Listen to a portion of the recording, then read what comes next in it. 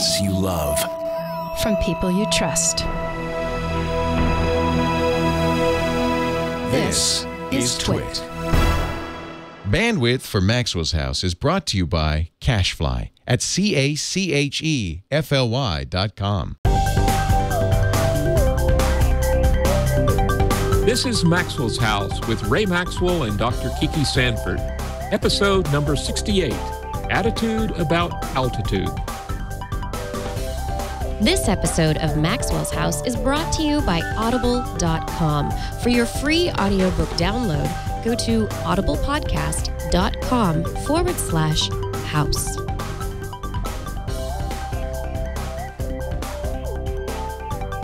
Hello, everyone, and welcome to another episode of Maxwell's House, the house that is filled with many wonderful things.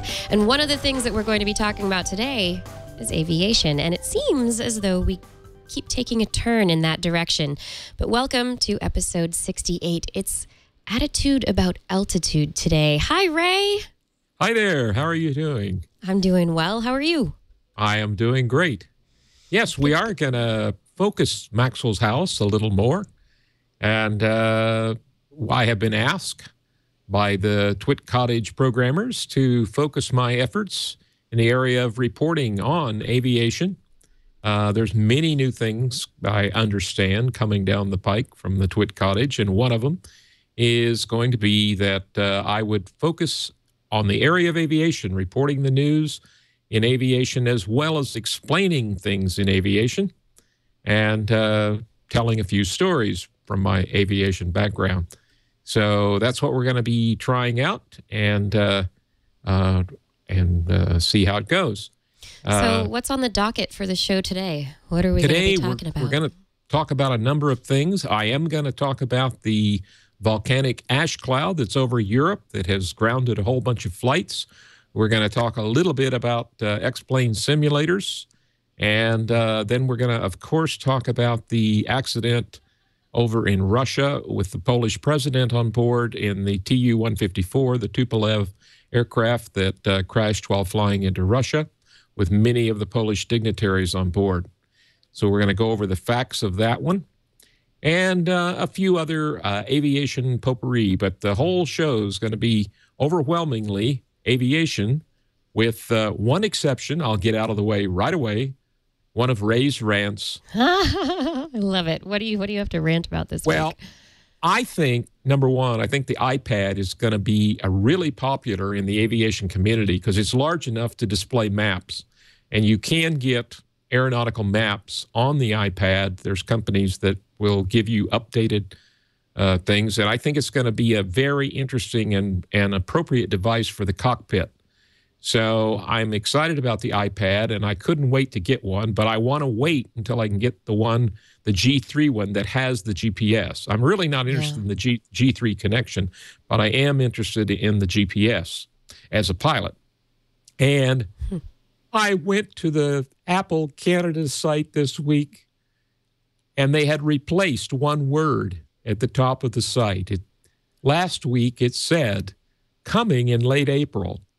This time it said the iPad is coming in late May. Another month.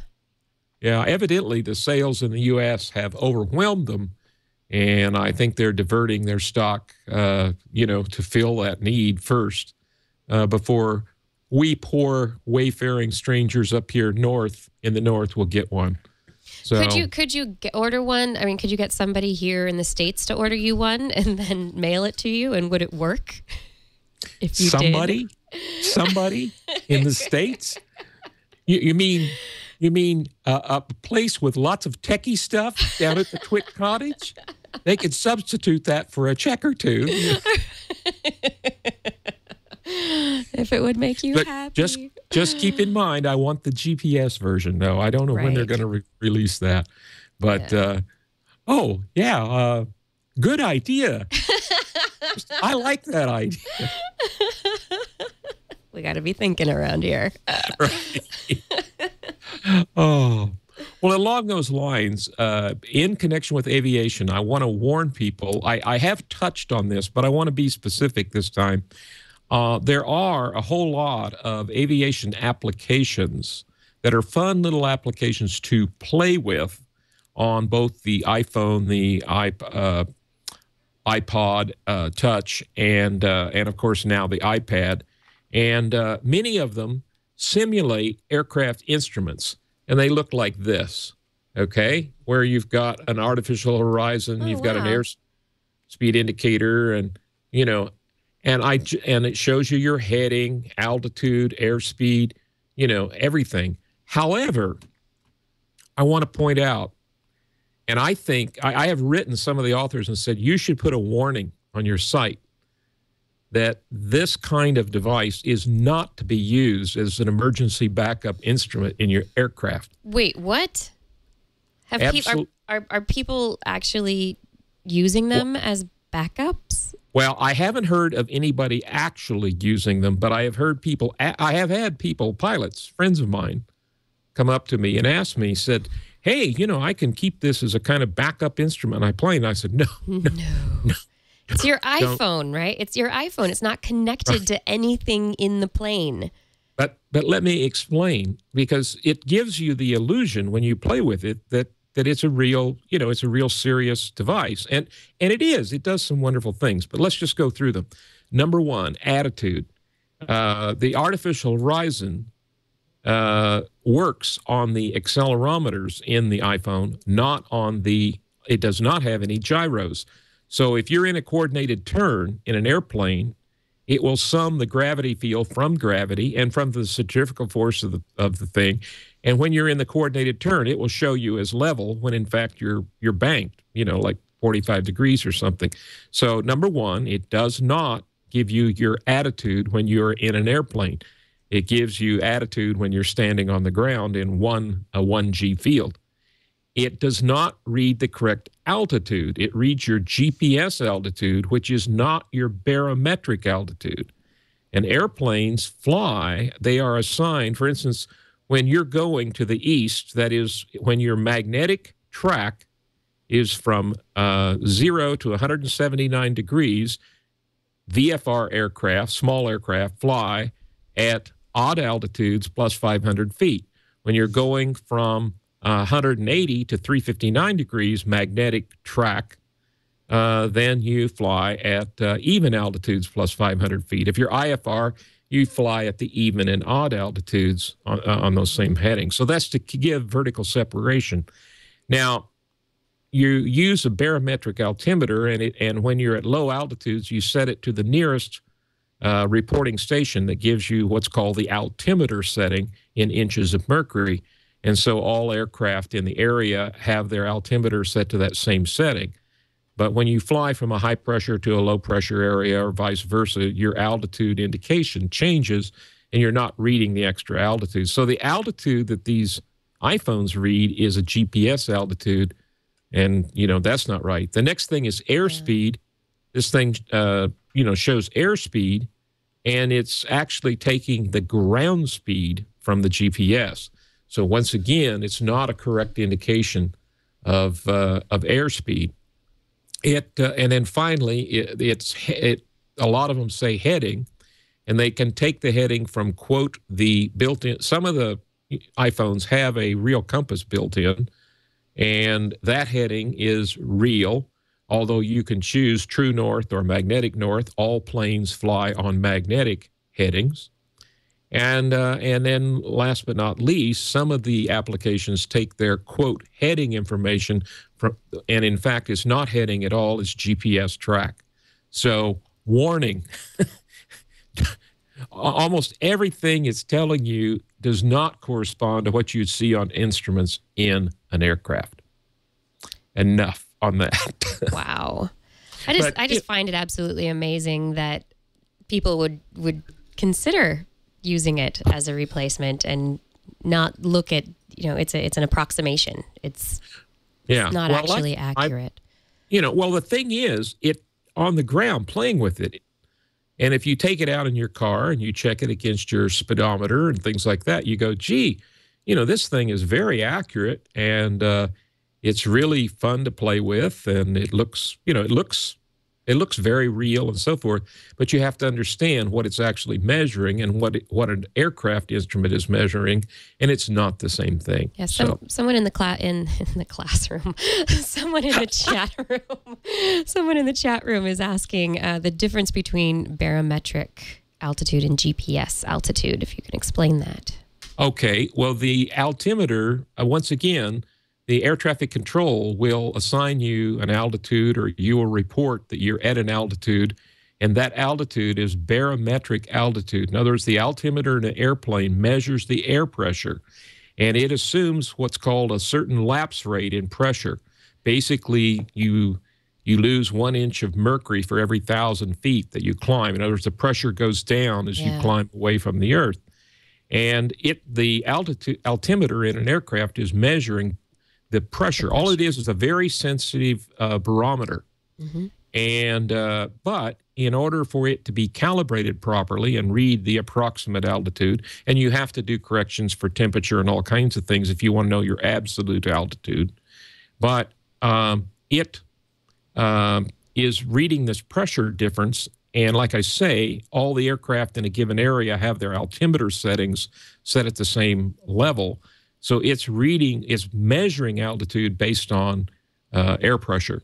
And that can differ from the GPS altitude, which is doing it by triangulation from the satellites. Satellites, right.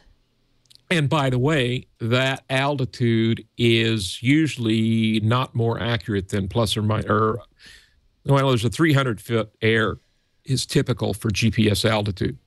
So wow, that's quite a bit of error. Yeah, so it's definitely not as exact and accurate as the barometric pressure would let you know where you are. What's the name of the app again? Did you name it? This app is, hang on a second, it is called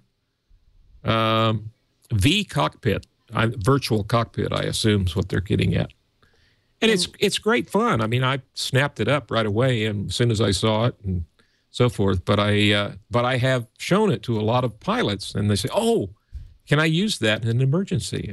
No, please don't. No. It will become even more of an emergency very quickly. That's right. How to make it worse fast. One pilot was making a joke about this. He says, imagine that you could use that as an emergency backup. He said, you have this up on your plane's dash, and you're flying in approach, and you're using these instruments, and suddenly a phone call comes in on your iPhone. Now, you know what happens when a phone call comes in. It turns off whatever application you're in and lets you answer the phone call. He said, now we know what the airplane mode switch is for. That's to keep the phone calls from interrupting you during your approach on these instruments, Exactly. Right. Oh my goodness. So moving on from this interesting app world, I think there are iPhone apps for everything. The news recently, very recently, volcanic eruption put lots of ash into the air, and that's dangerous, right?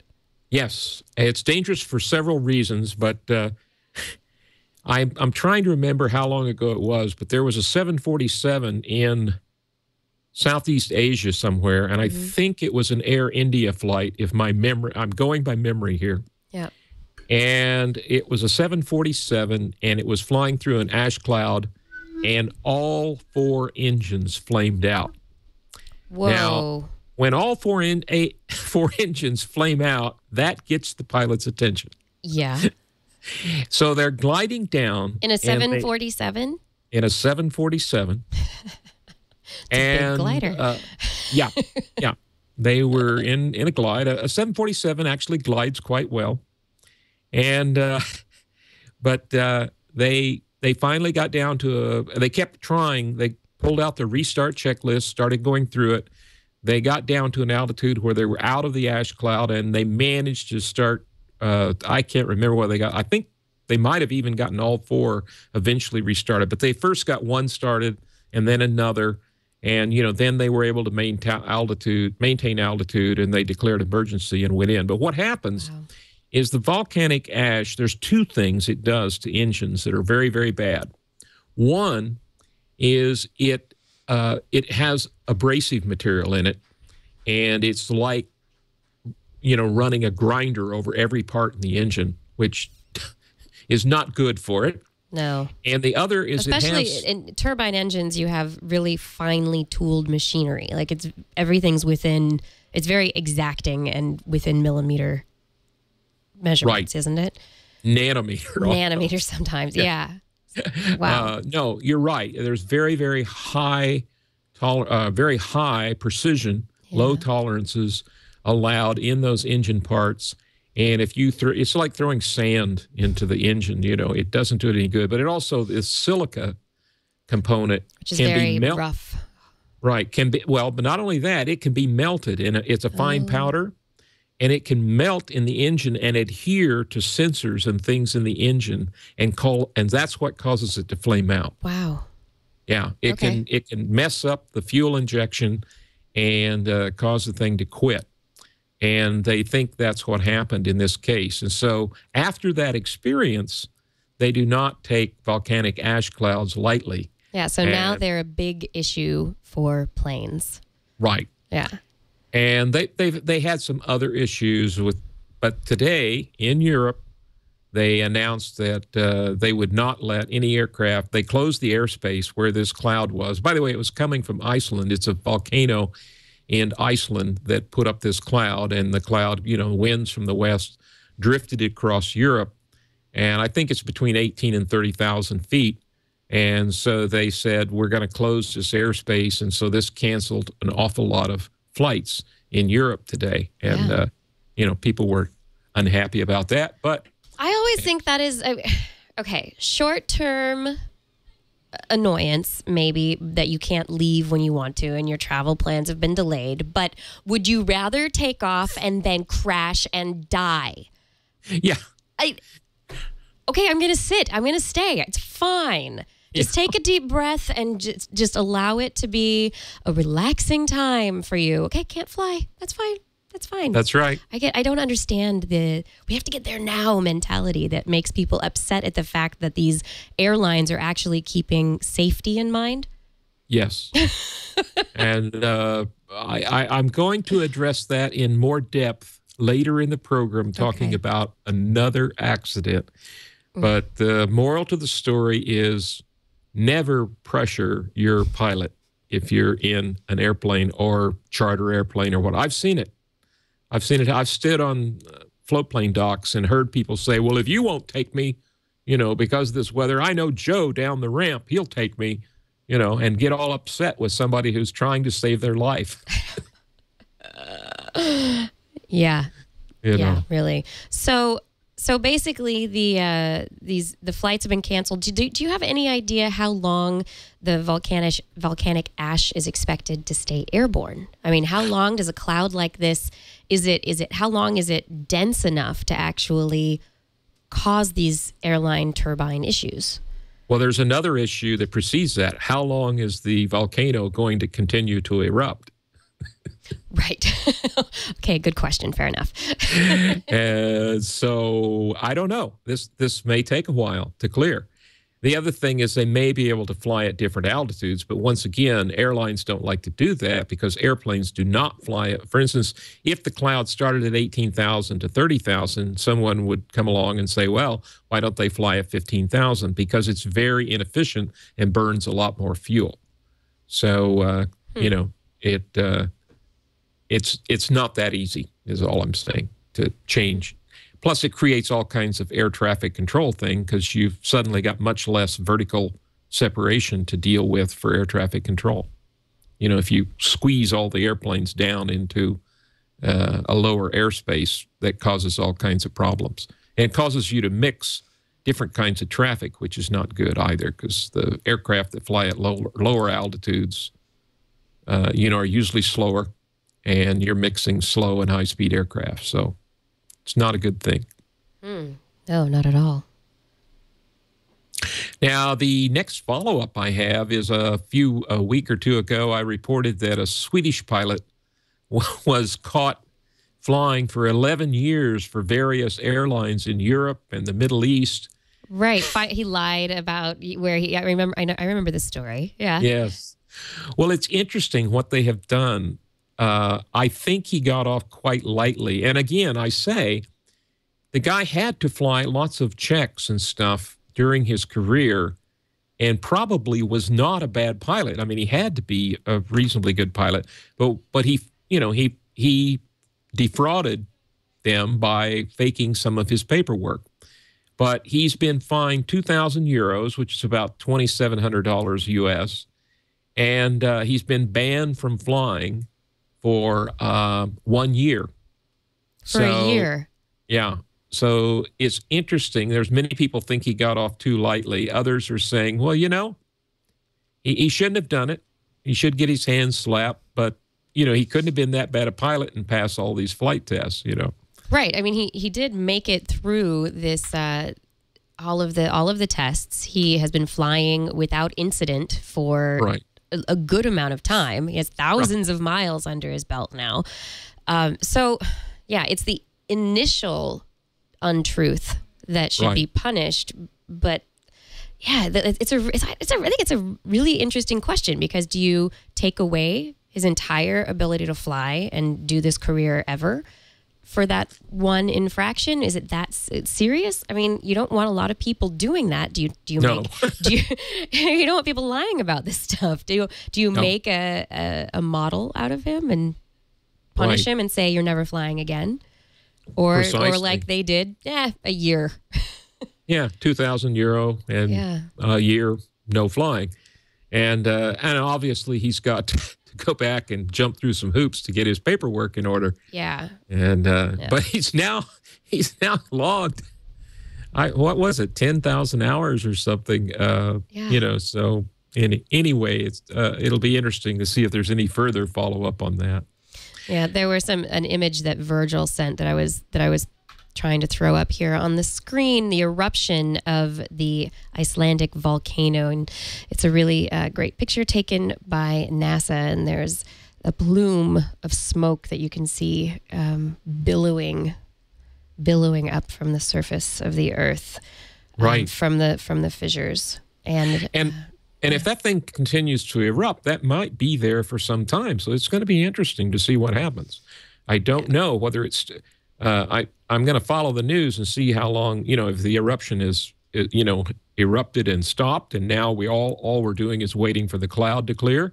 Yeah. Or if it's going to keep on going. Right. Because that could be a serious problem for European air traffic. Very serious. But you don't want to fly through volcanic ash. No. That can ruin your whole day.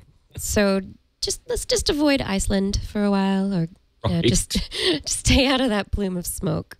Right.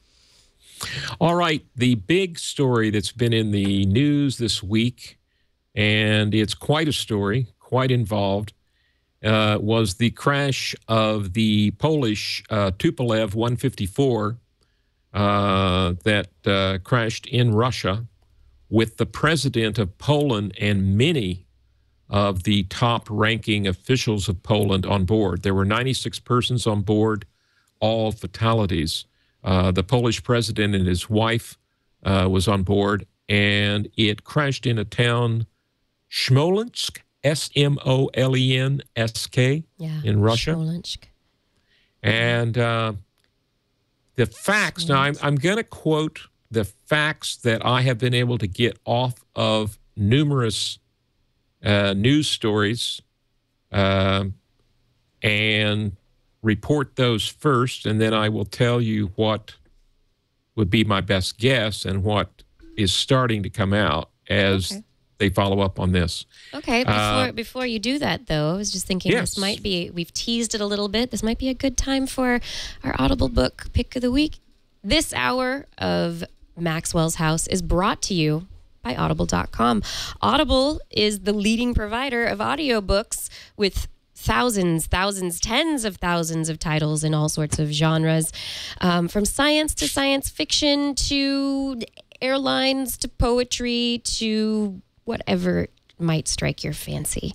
And in the good favor of Audible, they have offered you, the listener, the chance to get a free audiobook download because you listen to Maxwell's House.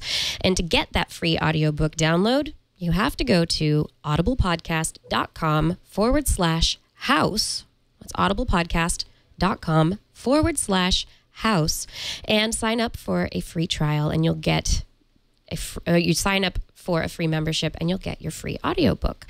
And Ray, did you have a pick of the week for us? Yes, I do. This title will get your attention. The title of the book is Sex and War. That got my attention. This is on my reading list. I'm reading this next, right after I finish Don't Sleep, There Are Snakes. But this caught my attention because it's how biology explains warfare and terrorism and offers a path to a safer world.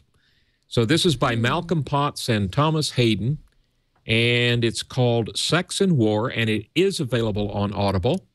And it is an exploration of what is behind war and terrorism and what role sex plays in this. So that certainly got my attention. Yeah, I actually saw Thomas Hayden speak at a science cafe here in San Francisco earlier or later in 2009, and he was talking about the book, and it's a fascinating idea about how sex plays into the aggression of societies. And by sex, we mean male versus female, and testosterone levels, and young men versus old men versus young women, older women. How do the dynamics of the populations play into creating an aggressive profile and the likelihood of going to war, and how it has possibly contributed to war throughout history and might contribute to it in the future. It's fascinating.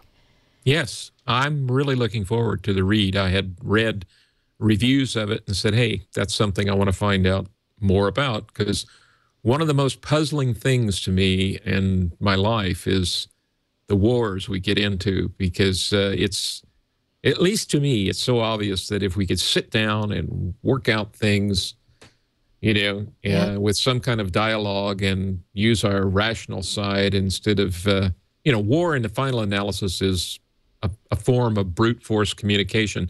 We may be in the space age and the aviation age technologically, but socially, the only difference is we've replaced clubs from the caveman with bigger weapons. That's very true. So if you are interested in this topic, you might consider downloading Sex and War as your Audible book of the week, your free audiobook, by going to audiblepodcast.com/house. And we thank audible.com for sponsoring this hour of Maxwell's House. So, Ray, let's get into the big news of the week. The big news of the week, and the Tupolev 154 that crashed with the president of Poland and many of the top-ranking officials, both in the military and civilian life of Poland. And what happened is the evidence. This is the facts that I've been able to glean. The aircraft had made 3. Now, there's some dispute about this, but most of the sources I read said that the aircraft had tried to make 3 approaches into this field and had pulled up and gone around. And on the 4th approach, it struck trees 1,200 meters off the end of the runway. Notice I'm in meters today because I'm talking about an Eastern Bloc flying, and they fly in meters. And it It crashed 300 meters off of the approach end of the runway. Now, let me go through a few things. The first thing that people ask, because this aircraft is an older design. This aircraft was designed about 40 years ago. The Tu-154 was designed by Tupolev Aviation in Russia. First flight was 1968. It was introduced into commercial aviation in 1972. If you haven't seen one, they look at first glance like a Boeing 727. And by that, I mean they have a T-tail and they have 3 engines mounted on the rear of the aircraft, like a Boeing 727. This particular aircraft had a major overhaul. Its engines were overhauled and replaced in December, so it has very recent maintenance.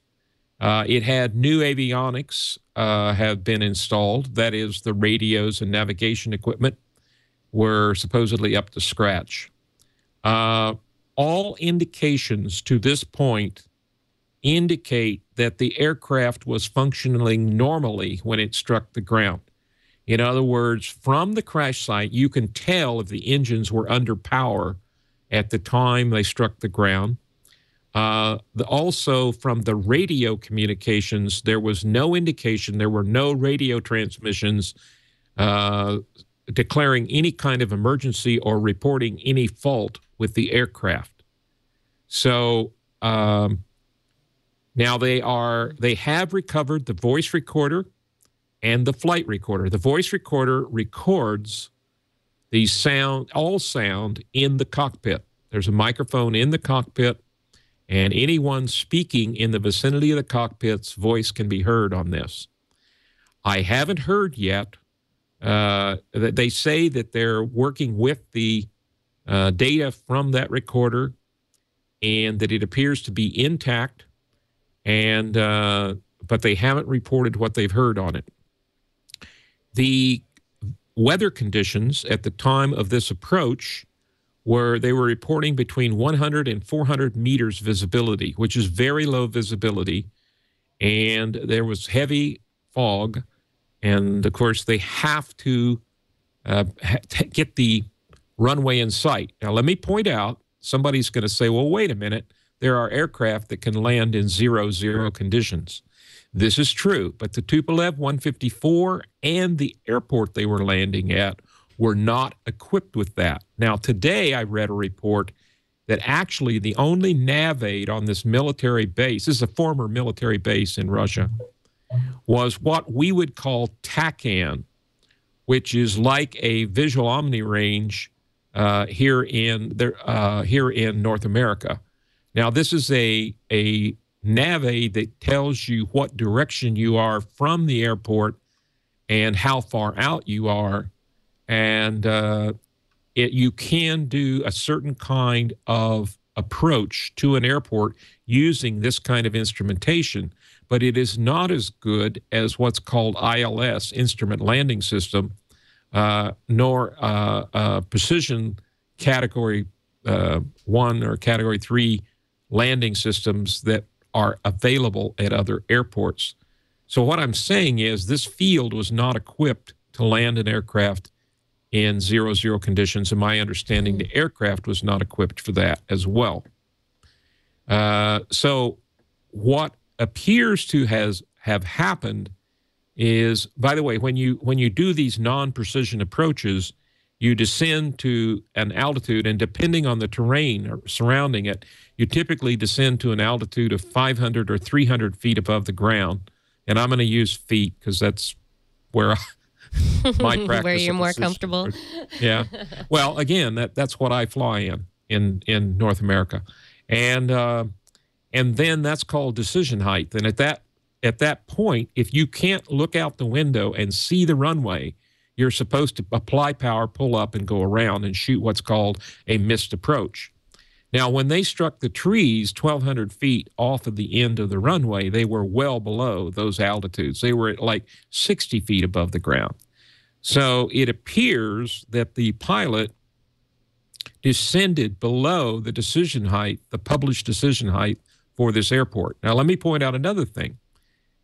Air traffic control at this airport had diverted another airplane 30 minutes ahead of this flight. It was a Russian military plane, and the air traffic control had the authority, because it was Russian military, to say, do not land here. It is below minimums, and it is unsafe. Now, about 45 minutes before, they had brought a plane in. The conditions weren't quite as bad, and it had landed. But 30 minutes before, they had denied permission to land to a Russian military airplane. Now, civilian aircraft, and particularly international civilian aircraft, they do not have the authority to deny their right to make an approach to minimums. So this aircraft, as I'm told now, this is subject to, I couldn't find multiple sources of this one piece of information. How many approaches did they make? But I'm told that they made 3 approaches to minimums, pulled up and went around. And on the 4th one, it looks like they flew below the minimums, struck the trees, and crashed. Now, let's look at a couple of other facts here. The 2 pilots were, like in the U.S., Air Force One, the president's aircraft is flown by military personnel. They're military pilots. And my understanding, again, subject to more confirmation, were that these gentlemen were from the Polish Air Force, and the pilot and the first officer were 36 years old. So they were young military pilots, probably very experienced for their age, and but they are in the military, and there were high-ranking military officials on board the aircraft. Now, the air traffic control pointed out 3 alternate airports that they had sufficient fuel to reach if they chose to do that. But they didn't choose to go to those alternate airports. They kept trying to land there. This begs the question, I don't know, this is pure speculation, but were they under pressure from the officials on the aircraft to get in there because they didn't want to go to another airport and be delayed at getting to this ceremony? And, you know, this is a major concern, that they may have been under pressure. And like I say, I have stood on floatplane docks and heard prospective passengers, you know, urging, you know, when the pilot says, you know, the conditions are pretty bad, I think we're going to have to not go today. And I've heard people stand right there and start, you know, getting ticked off and come on, well, you know, last week Joe flew me on this route and the weather was worse than this, or, you know. And don't do that, folks. Don't put any pilot under pressure. It isn't worth it. Let them use their very best judgment and pay attention to their judgment, and, you know, go play a game on your iPhone or something and relax, or go eat somewhere, or, you know, and live to fly another day. There's a sign out at our glider club that I think sums it up really, really well. It says, the typical person can learn to fly an airplane with about 45 hours of flying time. It takes a lifetime to learn to know when not to fly. And yeah, and I think that's a very important point. It's the, you know, when to say no and when not to fly. However, if you are being pressured by officials, government officials, how do you say no? When do you say no? When do you just do what they, you know, maybe they know something that you don't know and something needs to happen. There is a certain question there about the pilot's authority versus the authority of the state in situations like these. Keep in mind that we don't have the voice recorder. It'll be interesting to see if anyone came into the cockpit and said anything. Yeah, someone in the chat room here, Paul D, says that the recordings should become publicly available, but you know, whether that's going to happen or not, we don't know. Well, they do in the West. We'll see. Exactly. You know. In Russia or Poland, are they going to be that open? I want to acknowledge this. There have been there's a political situation in the world, and there's history here and all this sort of thing. And there are many people in Poland that suspect sabotage or something going on. I want to acknowledge that. I'm not going to tell you that I know the final answer to this, but the facts as they're reported. Now, I'm not standing there on the crash site.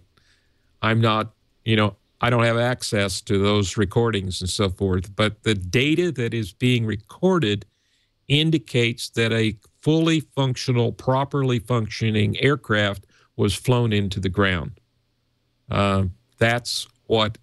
Those are the facts that are being reported.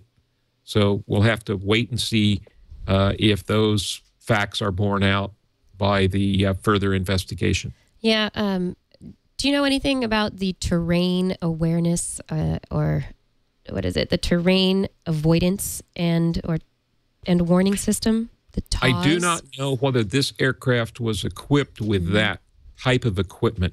It could have been. I have a feeling it may have had a radar altimeter. But once again, let me point out that at this airport, this is not a major airport. It's a smaller place, and it doesn't have a precision landing system. It did not have an instrument landing system.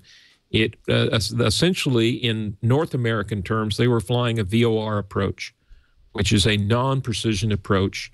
And to go below 300 to 500 feet on that kind of approach is rather unusual. So, we're going to have to wait for more facts to come out to know positively what's going on. What happened. And that happens so often in crashes like these where you can't know what was going on sometimes. You have to wait until recordings come out. You have to wait to see what was happening in the plane itself. And sometimes you want to know the answers, and we can't know them right away.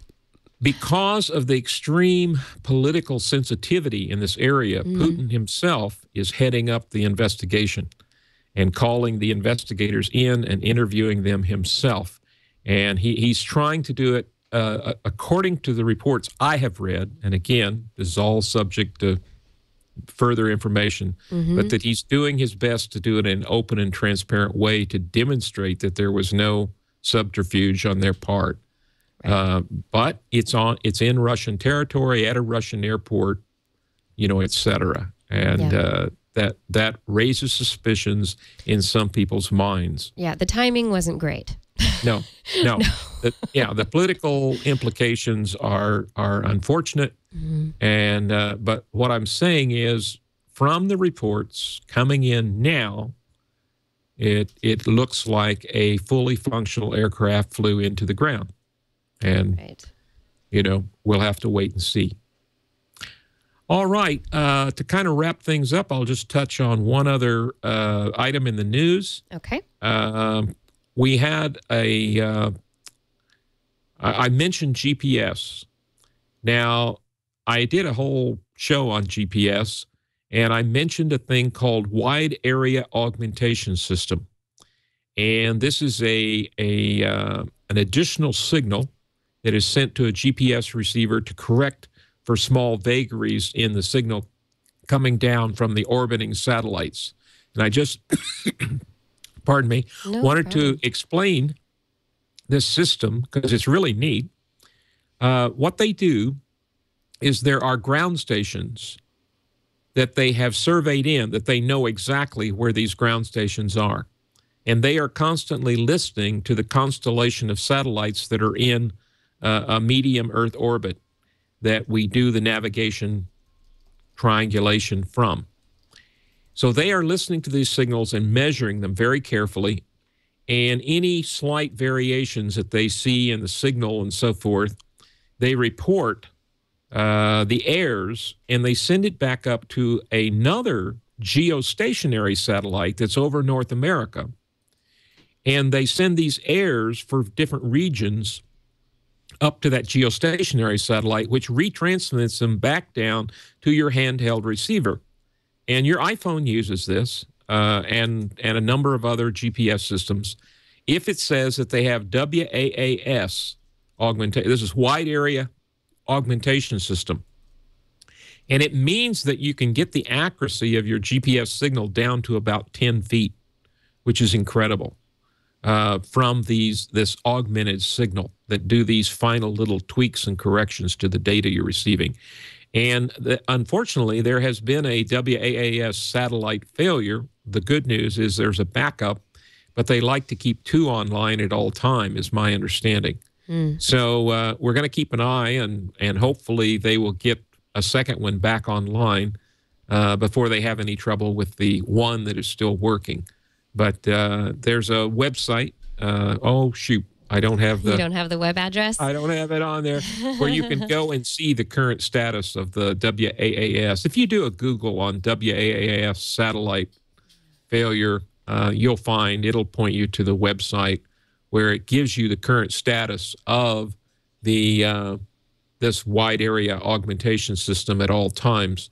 Now, this is another question about that incident. And I bring this up because someone's going to say, well, didn't they have GPS on board that aircraft? And I don't know, because GPS would have also been able to augment the accuracy of their approach. Keep in mind that WAAS is only available in North America. So, yes, they might have had a GPS signal, but one that it wasn't as accurate as the ones in North America.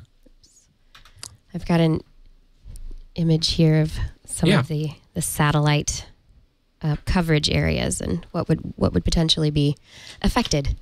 Right. And one of those has failed, so we'll see what happens. But right now, there's still WAAS coverage in all of North America. So, well, that's good, as long as we're covered, right? Right. We can land accurately with GPS in this area, but they always like to have backups, when people's lives depend on their accuracy. And you're trying to do a precision approach with a GPS. Yeah. So anyway, that will wrap it up for this week. I'm going to delve into the aviation news and aviation training, aviation devices, aircraft, you name it. And, of course, pull out some interesting stories from my past exploits in the area of aviation. It wouldn't be Maxwell's house if you didn't give us some stories from your own past. Right. So, everyone, I would like to say thank you very much for listening to Maxwell's House. This has been episode 68, Attitude About Altitude. We've covered some wonderful ground, some sad ground, a lot of interesting ground in the air. And Ray, what is the best way for people to get in touch with you if you want them to? They can write me with ideas, suggestions for topics and whatnot at ray@twit.tv. So that is ray@twit.tv. And I always like to hear what's on your mind and find out what you're up to and questions you have, and particularly now in the area of aviation. And that does it for Maxwell's House. We hope that you will join us again next week for more up in the air news and stories.